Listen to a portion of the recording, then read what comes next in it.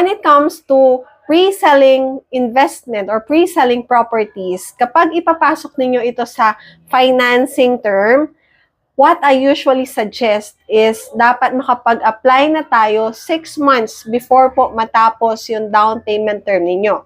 So, for example po dito sa Futura One, normally, ang ino-offer namin na down payment term is 24 months up to 36 months. Kapag nakakuha kayo ng 30 months down payment term, 6 months before matapos yung 30 months na yan, doon tayo mag-i-start ng loan application ninyo. So, by that time, you need to submit for your updated proof of income and kami naman na po ang bahala sa mga loan collateral documents.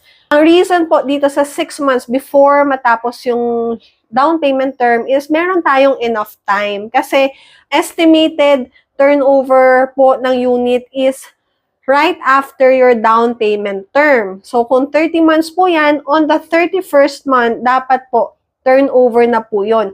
And start na rin po kayo sa loan amortization ninyo sa bank. So, and I'll be more than happy to assist you naman po dyan. Andito lang naman po ako para ma-assist ko kayo sa process, sa submission, and even sa follow-ups. So if you have other questions and clarifications about this, please feel free to message me. I'll be more than happy to assist.